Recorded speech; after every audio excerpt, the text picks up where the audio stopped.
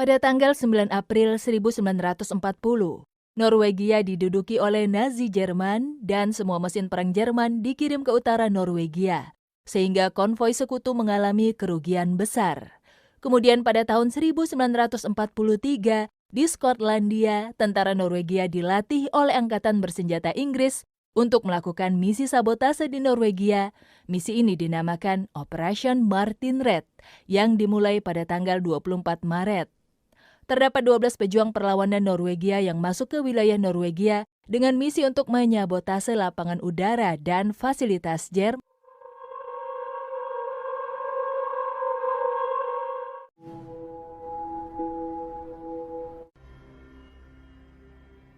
Misi ini diawali dengan 12 pejuang perlawanan Norwegia yang menaiki kapal penangkap ikan sambil membawa 8 ton TNT. Sayangnya, sesampai mereka di Norwegia, penghubung lokal mereka ternyata sudah mati dan kedatangan mereka dilaporkan oleh seorang simpatisan Jerman. Kapal mereka pun ditemukan dan ditembaki oleh tentara Jerman. Karena sudah terpojok, salah satu pejuang menyulut TNT untuk memusnahkan seluruh bukti, lalu ia lompat ke air. 10 orang pejuang sudah tertangkap dan 1 orang dibunuh di tempat. Kemudian tentara Jerman menemukan satu-satunya dokumen bukti yang tersisa. Ketika sedang menginterogasi para pejuang mengenai bukti tersebut, satu-satunya pejuang yang bernama Jen berhasil kabur. Jen bahkan sempat menembaki tentara Jerman dan kakinya terluka. Namun ia tetap berusaha untuk melarikan diri. Tentara Jerman masih mencari Jen bahkan sampai malam tiba. Jen pun terpaksa berenang melintasi Teluk Fjord meskipun cuaca saat itu sangat dingin. Tentara Jerman akhirnya menghentikan pencarian mereka karena mereka yakin Jen tidak mungkin bisa bertahan di cuaca dingin yang suhunya bahkan di bawah 0 derajat.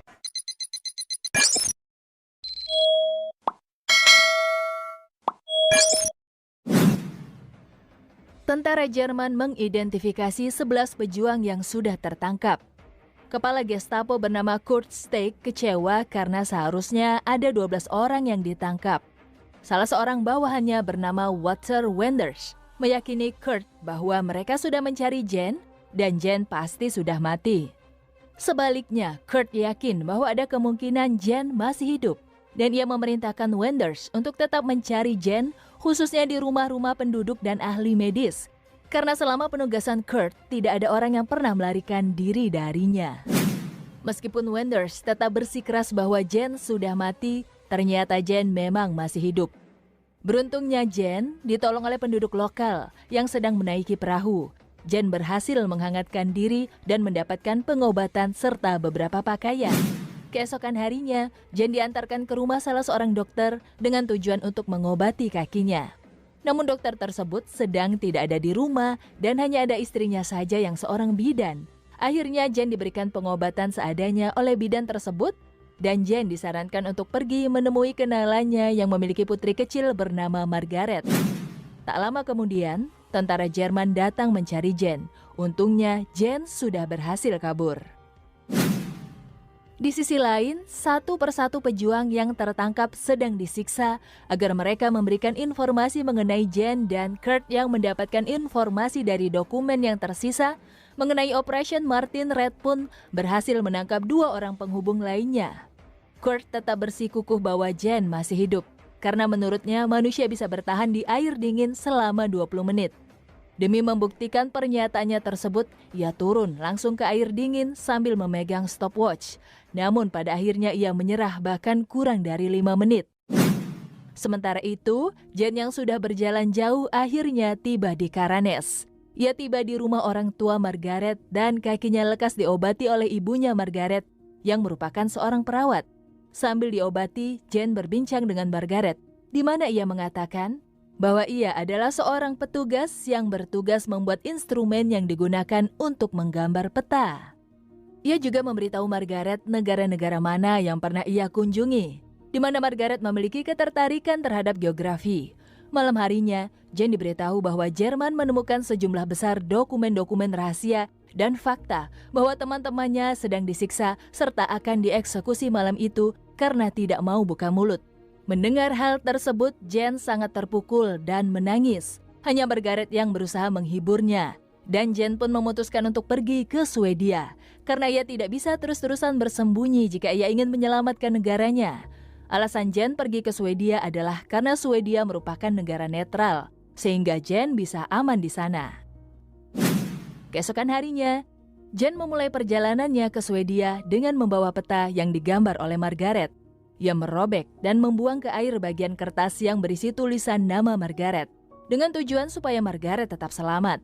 Ia dibantu oleh 3 orang penduduk lokal dan diberikan makanan kecil, pakaian ekstra, dan peralatan ski sebagai bekal perjalanannya sampai ke titik perbatasan Lyngseidet terlebih dahulu.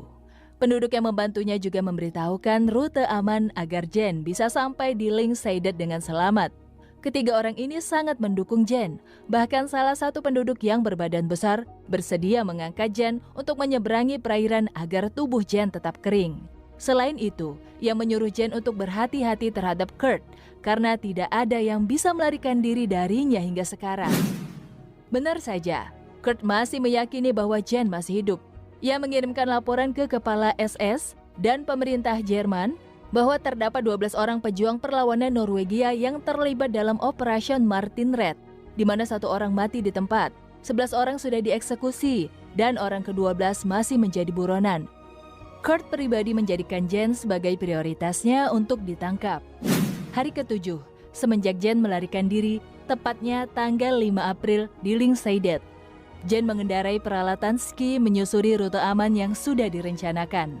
Namun ia malah ke tempat yang sedang dijaga oleh para tentara Jerman. Saking terkejutnya, Jen pun terjatuh di depan para tentara Jerman. Ia dipanggil oleh Kurt, tapi ternyata Kurt hanya ingin mengembalikan topi Jen. Jen berhasil lolos karena ia sudah seperti penduduk asli Norwegia dengan baju dan topi yang ia kenakan.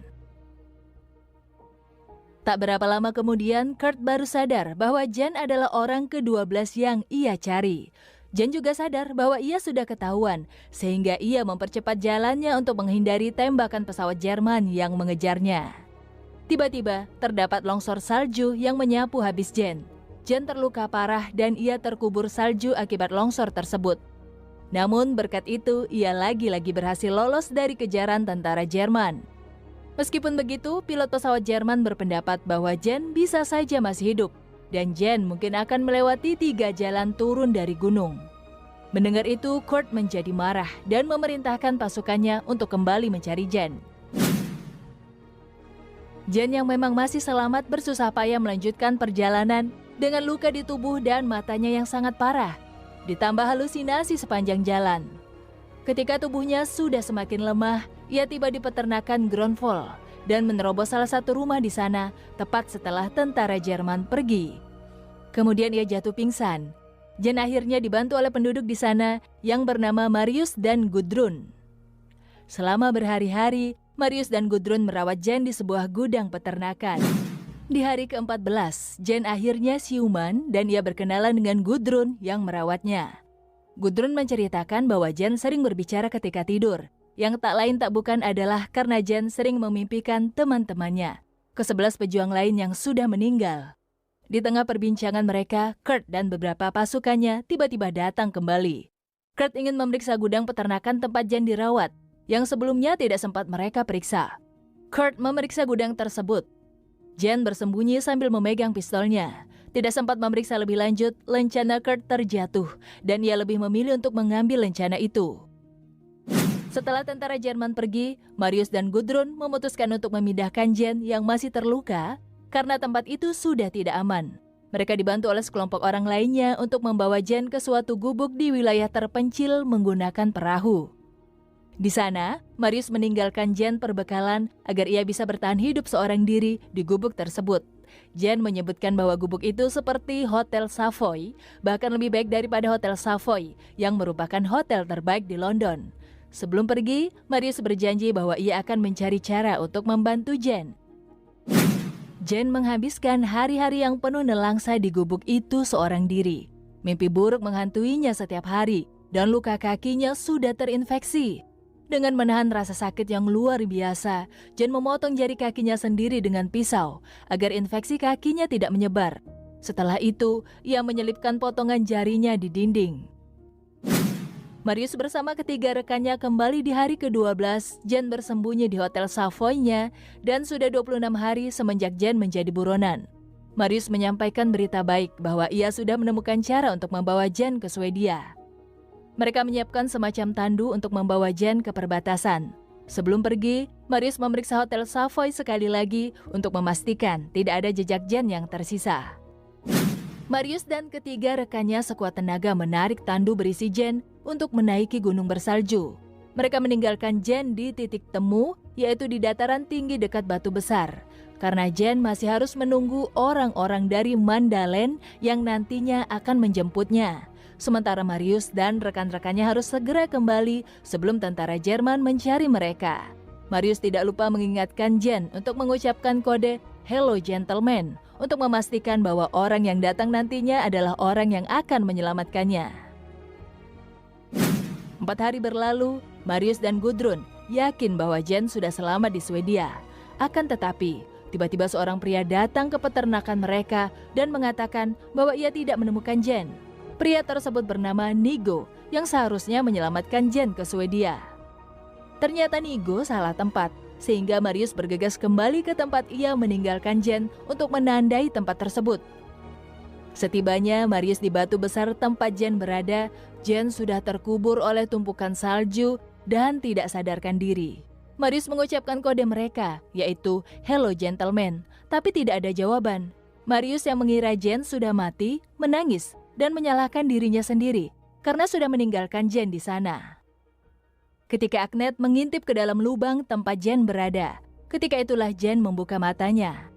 Agnes dan Marius pun segera mengeluarkan Jen dari sana untuk menghangatkan tubuh Jen serta memberikannya sup kacang polong panas. Sementara itu, Marius memberikan tanda di sekitar batu besar agar nantinya Nigo tidak salah tempat lagi. Marius mengatakan bahwa Jen sudah sangat dekat dan ia adalah harapan bagi rakyat Norwegia. Setelah itu, Jen lagi-lagi harus menunggu seorang diri sampai bantuan selanjutnya datang. Waktu terus berjalan dan sudah 36 hari semenjak Jen melarikan diri. Jen berada di batu Gentleman selama 10 hari sampai akhirnya Nigo bersama rekan-rekannya datang menyelamatkan Jen. Di tengah perjalanan, badai salju melanda mereka dan Jen jatuh pingsan. Ketika Jen akhirnya terbangun, Jen mengira ia sudah berada di Swedia. Namun Nigo menjelaskan bahwa mereka masih di Mandalen karena mereka harus melewati rute lain yang sedikit lebih jauh akibat cuaca yang buruk. Ditambah tentara Jerman sudah memperketat penjagaan di perbatasan, bahkan memiliki mata-mata. Jen yang mungkin sudah frustasi dan kesakitan, marah terhadap Nigo dan mulai putus harapan. Akan tetapi, Nigo meyakininya bahwa ia pasti akan menolong Jen sampai di Swedia. Karena saat ini mereka butuh keajaiban. Menunggu dan menunggu lagi, tubuh Jen masih lemah. Dan ia terus bermimpi waktu tentara Jerman menemukan kapal 12 pejuang perlawanan Norwegia. Selama itu, Jen dirawat di suatu gua oleh beberapa penduduk di sana yang mengobati lukanya dan memberinya makan. Salah satu orang baik yang membantunya adalah Aslak Fosfol, di mana Jen menceritakan kepada Aslak bahwa ia adalah satu-satunya orang yang selamat dari 12 pejuang. Mereka bahkan merayakan Hari Nasional Norwegia yang bertepatan pada tanggal 17 Mei dengan kue kecil campur tangan para penduduk. Hari ke-59, tepatnya di tanggal 28 Mei. Nigo akhirnya menemukan cara untuk membawa Jen ke Swedia, yaitu dengan bergabung bersama Baal bersaudara, penduduk Sami yang akan mengembalakan rusa melintasi perbatasan. Sementara itu, Gudrun bertanya apakah Marius sudah memeriksa dengan baik gubuk yang sempat ditinggali Jen. Karena Gudrun baru ingat bahwa ia memberikan syal yang ada inisial namanya kepada Jen. Sontak, mereka berdua panik dan bergegas kembali ke gubuk tersebut. Ternyata syal Gudrun masih ada di sana, namun mereka malah ditangkap oleh tentara Jerman. Mereka tidak bisa mengelak karena di gubuk tersebut terdapat sisa makanan, bensin, dan lilin. Ditambah lagi Kurt menemukan potongan jari kaki Jen yang ia selipkan di dinding gubuk. Meskipun begitu, Marius dan Gudrun tetap bungkam mengenai keberadaan Jen walau tentara Jerman memukuli mereka.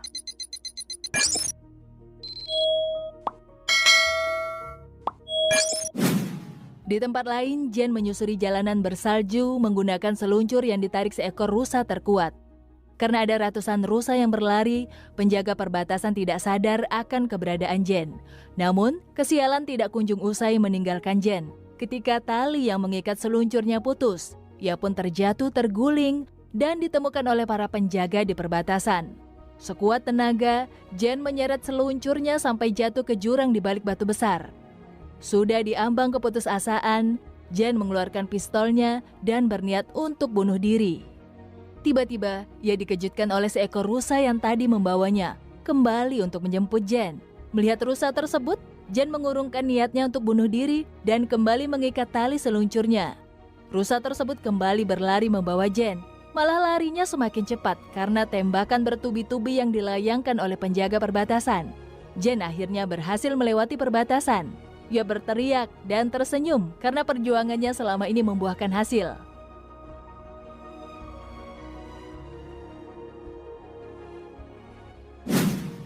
Di saat yang bersamaan, Kurt mendengar kabar melalui telepon bahwa orang ke-12 yang ia cari sudah tiba di perbatasan.